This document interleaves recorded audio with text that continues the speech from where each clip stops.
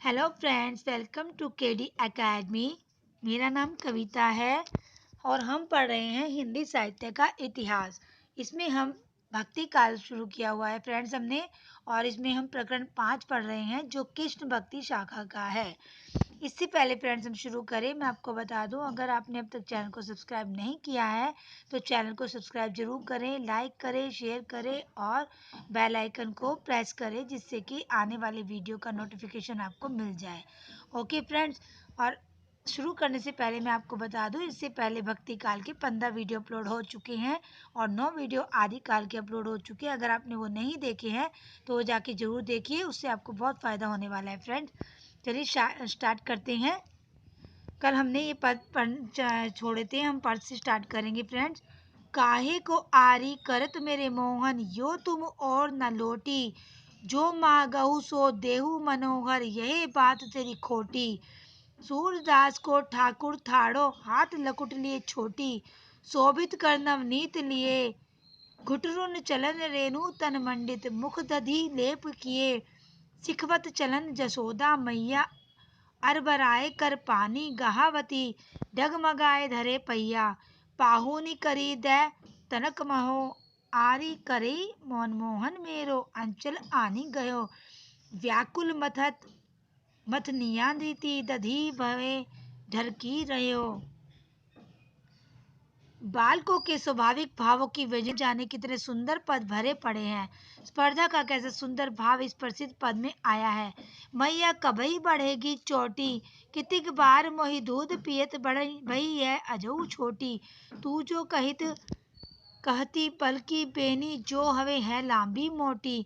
इसमें श्री कृष्ण कह रहे हैं कि मैया मेरी चोटी कब बड़ी होएगी। ये अपनी मैया को बोल रहे हैं, यशोदा मैया को। खेलत में को काको गसैया, जाति पाति हम तय कछु नाही, ना बसत तुम्हारी छैया, अति अधिकार जनावत याते, अधिक तुम्हारे है कछु गैया। वात्सल्य के समान ही श्रृंगार के संयोग और वियोग दोनों पक्षों का इतना प्रचुर विस्तार और किसी कवि ने नहीं है, और किसी भी कवि ने नहीं किया है। वात्सल्य का तो फ्रेंड्स आपको पता ही होगा, वात्सल्य रस होता है जो एक माँ बच्चे से करती है प्यार, उसको वात्सल्य रस कहते हैं। गोकुल में जब तक श्री कृष्ण रहे तब तक ना उनका सारा जीवन ही सहयोग पक्ष है। दान लीला, माखन लीला, चीरहरण लीला, रास लीला आदि ना जाने कितनी लीलाओं पर सहस्रों पद भरे पड़े हैं। राधा कृष्ण के प्रेम के प्रादुर्भाव में कैसी स्वाभाविक परिस्थितियों का चित्रण हुआ है।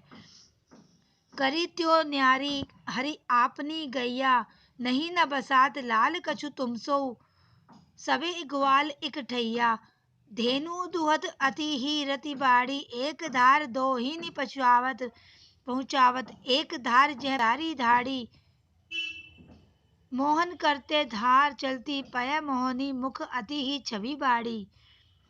श्रृंगार के अंतर्गत भाव पक्ष और विभाव पक्ष दोनों के अत्यंत विस्तृत और अनूठे वर्णन इस सागर के भीतर लहरें मार रहे हैं। राधा कृष्ण के रूप वर्णन में भी सैकड़ों पद कहे गए हैं, जिनमें उपमा, रूपक और उत्प्रेक्षा आदि की प्रचुरता है। आंख पर ही ना जाने कितनी उक्तियां हैं, जैसे देखी री हरि के चंचल नैन, खंजन मीन मृगज चपलाई। अब फ्रेंड्स जैसे पद दिया है खंजन मीन मृगज चपलाई, इससे से आपसे कोई भी लाइन बोल देंगे और कहेंगे कि इसमें बताओ कौन सा अलंकार है। ओके फ्रेंड्स, और आपको अलंकार भी मैं कराऊंगी बाद में, आपको अच्छे से सब कराऊंगी फ्रेंड्स, आप चिंता मत करो। नहीं पटतर एक सैन राजीव दल, इंदिवर सत दल, कमल कुशेश जाति, निशि मुद्रित प्रातहि व विगसत, ये बिगसे दिन राति, अरुण असित सित झलक पलक प्रति को भरने उपमाए, मानो सरस्वती गंग जमुन मिली आंगन किन्हों आए। नेत्रों के प्रति उपालब्धि कहीं कहीं बड़े मनोहर है। मेरे नैना विरह की बेल बई सी चत, नैन नीर के सजनी मूल पतार गई, विगसती लता सुभाए आपने छाया सघन भई, अब कैसे निरुवारो सजनी सब तन पसरी छई। आंख तो आंख कृष्ण की मुरली तक में प्रेम प्रभाव से गोपियों की ऐसी सजीवता दिखाई पड़ती है कि वे अपनी सारी प्रगल्भता उसे कोसने में खर्च कर देती है। मुरली तहु गोपाल रही भावती, सुनरी सखी यद्यपि नंदन दही नाना भांति नचावती, राखती एक पाय ठाड़े करी, अति अधिकार जनावती, आपुनी पौड़ी उधर सज्जा पर कर पल्लव सो पद पलुटावती, भ्रुकुटी कुटिल कोप नासा पुट हम पर कोपी कपावती, कालंदी के कुल पर शरत की चांदनी में होने वाले रास की शोभा का क्या, जिसे देखने के लिए सारे देवता आकर इकट्ठे हो जाते थे। सूर्य ने एक न्यारे प्रेम लोक में आनंद छटा अपने बंद नेत्रों से देखी है। कृष्ण के मथुरा चले जाने पर गोपियों का विरह सागर उमड़ा है। उसमें मग्न होने पर तो पाठकों को वार पार नहीं मिलता। वियोग की जितने प्रकार की दशाएं हो सकती है, सबका समावेश उसके भीतर है। कभी तो गोपियों को संध्या होने पर यह स्मरण आता है, यही बेरिया बनते चली आवते, दुरई ते वह बेनु अधर धरी बारंबार बजावते। कभी वे अपने उजड़े हुए नीरस जीवन के मेल में ना होने के कारण वृंदावन के हरे भरे पेड़ों को कोसती है। मधुबन तुम कत रहत रहे हरे, विरह वियोग श्याम सुंदर के थाड़े क्यों ना जरे, तुम हो नीलज लाज नहीं तुमको फिर सिर पुहुप धरे, ससा सियार औ बन के पखेरु धिक धिक सबन करे, कौन काज थाड़े रहे बन में काहे ना उखटी परे। परंपरा से चले आते हुए चंद्रों पर उपालभ आदि सब विषयों का विधान सूर्य के वियोग के भीतर है। कोई बात छूटी नहीं है। सूर्य की बड़ी भारी विशेषता है नवीन प्रसंगों की उद्भावना, प्रसंगों भावना करने। ऐसी प्रतिभा हम तुलसी में नहीं पाते। बाल लीला और प्रेम लीला दोनों के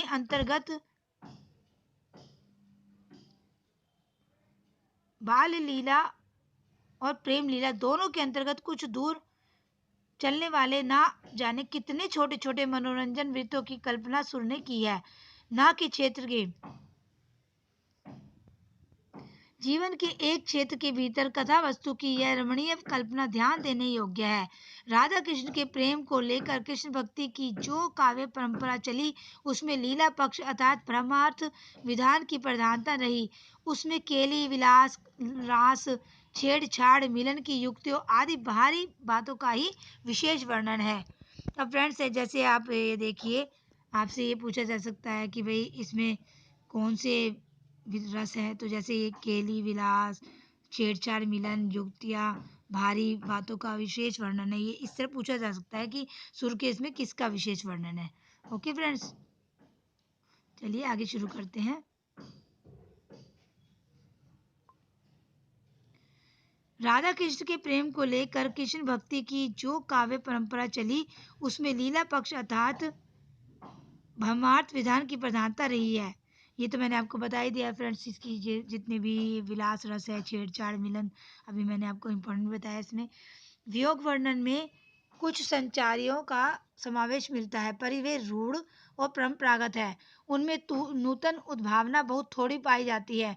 भ्रमर गीत के अंतर्गत अलबत्ता सूर्य ने अभ्यंतर पक्ष का भी विस्तृत उद्घाटन किया है। प्रेम दशा के भीतर की ना जाने कितनी मनोवृत्तियों की वेदना गोपियों के वचनों द्वारा होती है।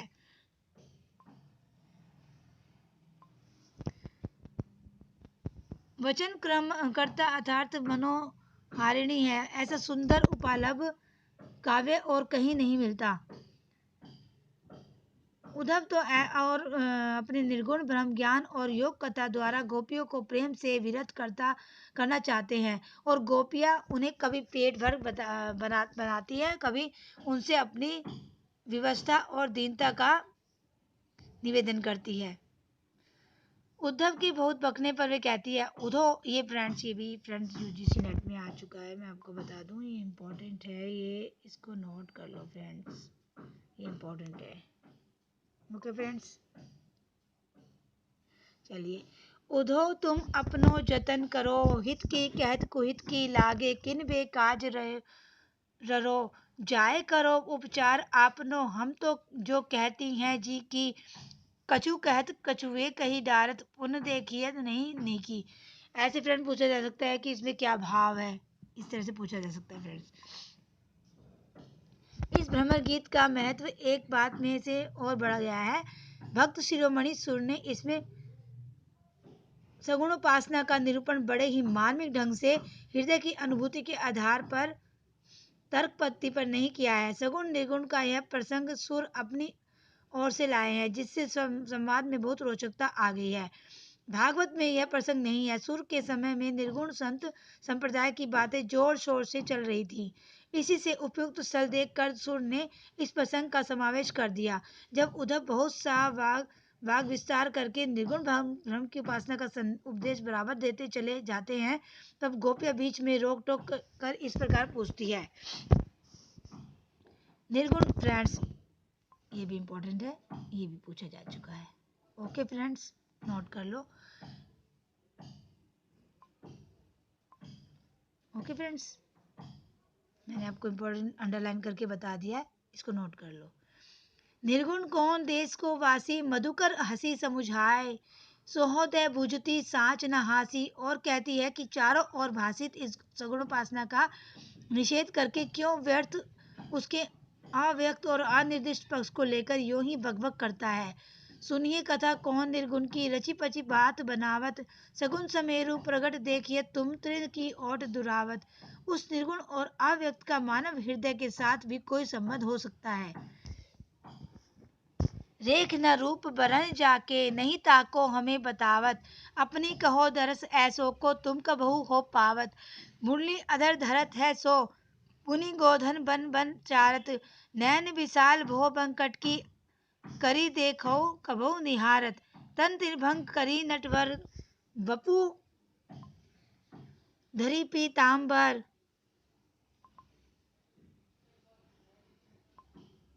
ओके फ्रेंड्स, थोड़ा सा तेही सोहत, सुर श्याम जो देत हमें, सुख त्यों तुमको सोई मोहत। अंत में ये कह सकते हैं कि इसमें इन्होंने ये कहकर समाप्त कर दिया है कि तुम्हारे निर्गुण से तो हमें कृष्ण के अवगुणों में ही अधिक रस जान पड़ता है। ये उद्धव को ना श्री कृष्ण ने भेजा था, जब गोपियाँ बहुत ज़्यादा परेशान हो रही थी श्री कृष्ण के वियोग में, तब उद्धव उनको समझा रहा था। उनु कर्म कियो मातुल बधी, मदिरा मत प्रमाद, सुर श्याम एते अवगुण में निर्गुण तय अति स्वाद। नंददास आ गए अब तीसरे कवि फ्रेंड्स। सूरदास हमने पढ़ लिया है। अब ये देखिए, नंददास जो है ये सूरदास जी के समकालीन ही थे। उनकी गणना अष्टचाप में है। इसका आपने फ्रेंड्स अष्टचाप के कवि को तो नोट कर ही लिया होगा। इनका जीवन वृत्त पूरा और ठीक ठीक नहीं मिलता। नाभाजी के भक्तमाल में इन पर जो छप्या है उसमें जीवन के संबंध में इतना ही है। ये मतलब इनकी मृत्यु जो है 1625 के बाद ही हुई है फ्रेंड्स। चंद्रहास अग्रज सुहद, परम प्रेम सब पथ में पगे। इससे इतना ही सूचित होता है कि इनके भाई का नाम चंद्रहास था। इनके गोलोकवास के बहुत दिनों पीछे गोस्वामी विट्ठल नाथ जी के पुत्र गोकुल नाथ जी के नाम से जो 252 वैष्णवों की वार्ता लिखी गई, इसमें इनका थोड़ा सा वृत्त दिया गया है। उक्त वार्ता में नंददास जी तुलसीदास जी के भाई कहे गए हैं। गोकुलनाथ जी का अभिप्राय प्रसिद्ध गोस्वामी तुलसीदास जी से ही है। यह पूरी वार्ता पढ़ने से स्पष्ट हो जाता है। उसमें स्पष्ट लिखा है कि नंददास जी का कृष्णोपासक होना राम के अनन्य भक्त उनके भाई तुलसीदास जी को अच्छा नहीं लगा और उन्होंने उल्हाना लिखकर भेजा। यह वाक्य भी उसमें आया है। सो एक दिन नंददास जी के मन में ऐसी आई जैसे तुलसीदास जी ने रामायण भाषा करी हूँ, सो हम हो श्रीमद् भागवत भाषा करे। गोस्वामी जी का नंददास के साथ वृंदावन जाना और वहां तुलसी मस्तक तब नवे धनुष बाण लेव हाथ वाली घटना भी उक्त वार्ता में ही लिखी गई। पर गोस्वामी जी का नंददास जी से कोई संबंध ना था। यह बात पूर्णतः सिद्ध हो चुकी है। अतः उक्त वार्ता की बातों को जो वास्तव में भक्तों का गौरव प्रचलित करने और बल्लभाचार्य जी की गद्दी की महिमा करने के लिए पीछे से लिखी गई, प्रमाण कोटि में नहीं ले सकते। उसी वार्ता में यह भी लिखा है कि द्वारका जाते हुए नंददास जी सिंधु नंद ग्राम में एक रूपवती खतरानी पर आसक्त हो गए। वे उस स्त्री के घर के चारों ओर चक्कर लगाया करते थे। घर वाले हैरान होकर कुछ दिनों के लिए गोकुल चले गए। वहां भी वे जा पहुंचे। अंत में वहीं पर गोसाई विट्ठल नाथ जी के सदुपदेश से इनका मोह छूटा और वे अनन्य भक्त हो गए। इस कथा में ऐतिहासिक तथ्य केवल इतना ही है कि इन्होंने गोसाई विट्ठल नाथ जी से दीक्षा ली। ध्रुवदास जी ने भी अपनी भक्त नामावली में इनकी भक्ति की प्रशंसा के अतिरिक्त और कुछ नहीं लिखा है। अष्टछाप में सूरदास जी के पीछे इन्हीं का नाम लेना पड़ता है। इनकी रचना भी बड़ी सरस और मधुर है। इनके संबंध में यह कहावत प्रसिद्ध है कि कवि गढ़िया नंददास इनकी सबसे प्रसिद्ध पुस्तक रास पंचाध्यायी है। अब फ्रेंड्स मैं आपको नोट करने के लिए बोल रही हूँ, ये लाइन नोट कर लो। ये रामचंद्र शुक्ल की कथन में पूछी जा चुकी है।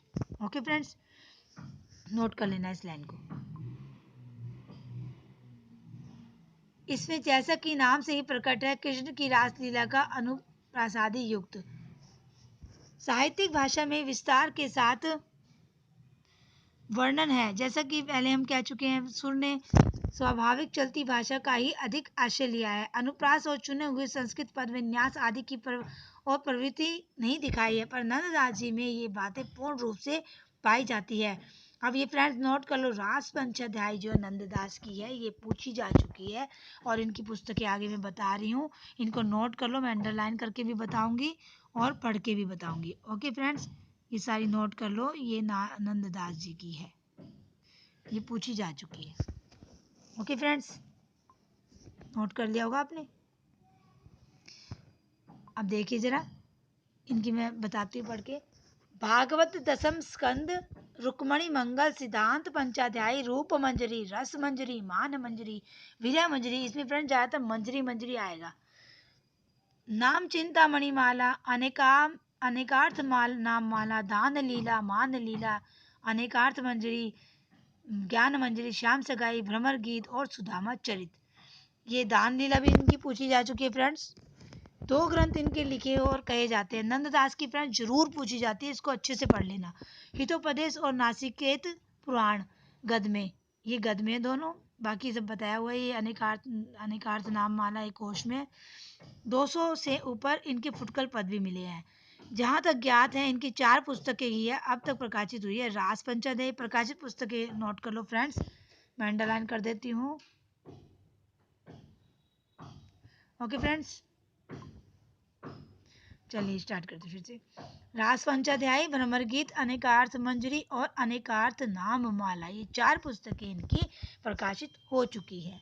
इनमें रास पंचाध्यायी और भ्रमर गीत ही प्रसिद्ध है, अतः उनके ही अवतरण आगे दिए गए, उनको ध्यान से सुन लीजिए फ्रेंड्स। इसमें से पूछे जा सकते हैं क्वेश्चन और पूछे गए भी हैं फ्रेंड्स।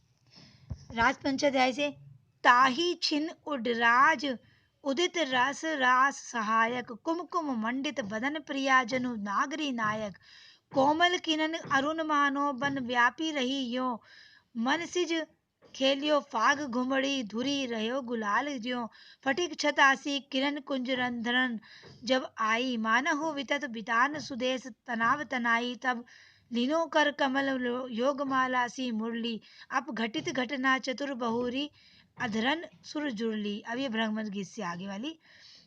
कहन श्याम संदेश एक मैं तुम पे आयो, कहन श्याम संदेश कहूँ अवसर नहीं पायो, सोचत ही मन में रहो कब पाऊ इक ठाऊ, कही संदेश नंदलाल को बहुरी मधुपुरी जाऊ, सुनो ब्रज नागरी जो उनके गुण होए। ये तो फ्रेंड जो ऊपर वाली भ्रमर गीत, ये रास पंचाध्याय से थी भ्रमर गीत से, और ये सुनो ब्रज नागरी को बोल रहे हैं। ये जो उनके गुण होए वेद क्यों नेति बखाने, निर्गुण सगुण आत्मा रुचि ऊपर सुख साने, वेद पुराण अनि खोजी के पायो कतहु ना एक, गुण ही के गुण होई तुम कहो आकाश ही देख। सखा सुन श्याम को बता रही है जी, जो उनके गुण नाही और गुण भय कहाते, बिज बिना तरु जमे मोहि तुम कहो कहाते, वागुण की परछारी माया दर्पण बीच, गुनते गुण न्यारे भय अमलवारी जल क्रीच।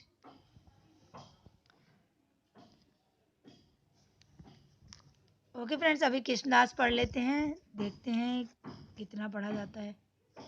ओके फ्रेंड्स, या आपका फ्रेंड्स इसको क्वेश्चन 10 को हम कल ही पढ़ लेंगे, फिर वीडियो लंबा हो जाएगा।